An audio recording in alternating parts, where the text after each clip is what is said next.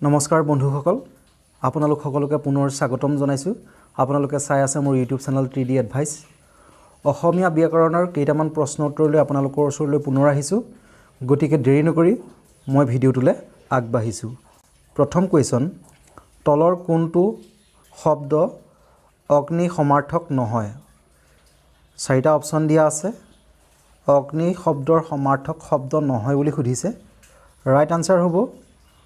Option ঘ অম্বৰ মই পিছৰটো কোৱেশ্চনলৈ গৈছো পিছৰ কোৱেশ্চনটো হৈছে তলৰ কোনটো শব্দ পানীৰ সমাৰ্থক শব্দ নহয় চাৰিটা অপশন দিয়া আছে ইয়াতে ৰাইট আনসাৰ হ'ব অপশন ঘ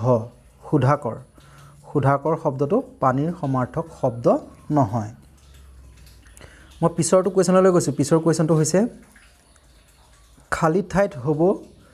কিনা হাঁহৰ ঠোঁটলৈকে দেশ খালি ঠাইত কি হ'ব সুধিছে চাৰিটা অপচন দিয়া আছে অতি সহজ কিনা হাঁহৰ ঠোঁটলৈকে মঙহ পিছৰটো কোৱেশ্চন ধান পকে মানে দেশৰ মৰণ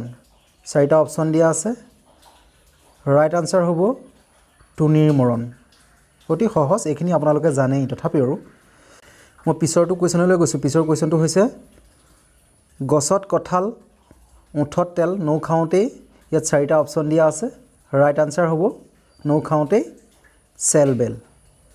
মই পিছৰটো কোৱেশ্চনলৈ গৈছো পিছৰ কোৱেশ্চনটো হৈছে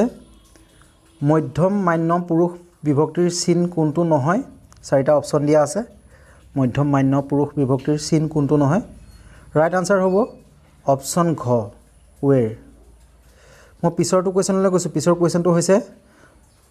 নাম পুৰুষৰ কোনটো বিভক্তিৰ চিন নহয় চাৰিটা অপচন দিয়া আছে ৰাইট আনসাৰ হ'ব অপচন ঘ ইয়েৰ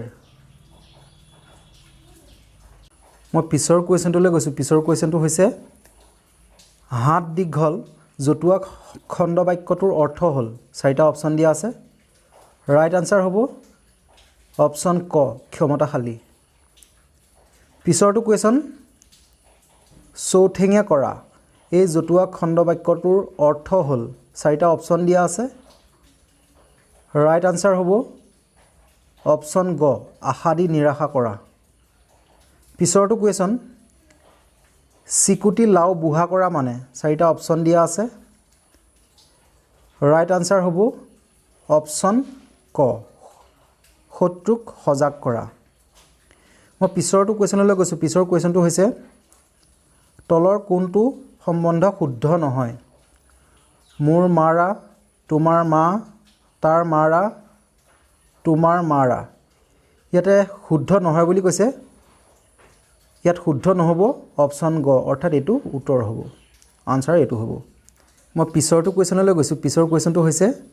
তলৰ কোনটো ভুল চাৰিটা অপচন দিয়া আছে তাৰ মাহীয়েক তোৰ মাহীয়েৰ তোমাৰ মাহীয়েৰা মোৰ মাহী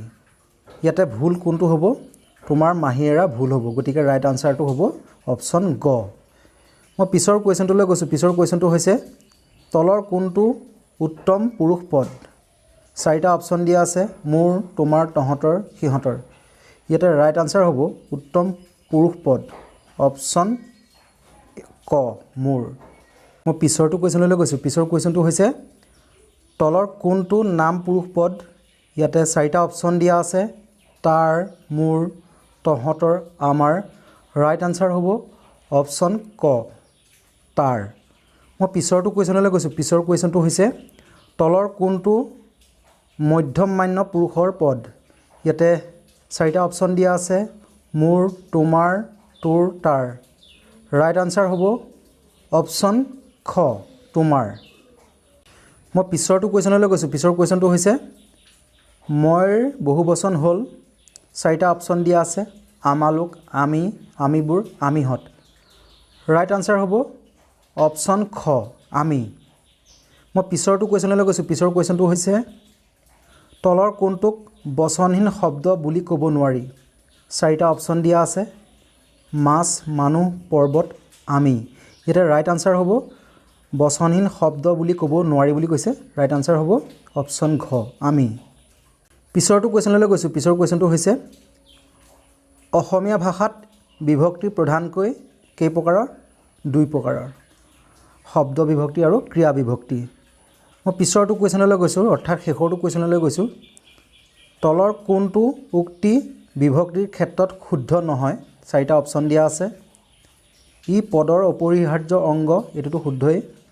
ইহঁতৰ প্ৰত্যেকৰে সুকীয়া অৰ্থ থাকে, এইটোও শুদ্ধ। ইহঁতক অকলে ব্যৱহাৰ কৰিব নোৱাৰি, এইটো অশুদ্ধ হ'ব। গতিকে ৰাইট আনচাৰ হ'ব অপশ্যন গ। আশা কৰোঁ আপোনালোকে ভিডিঅ'টোৰ দ্বাৰা কিছু কথা জানিব পাৰিলে। পৰীক্ষাৰ বাবে এনেধৰণৰ অসমীয়া ব্যাকৰণ প্ৰয়োজনীয় হয়।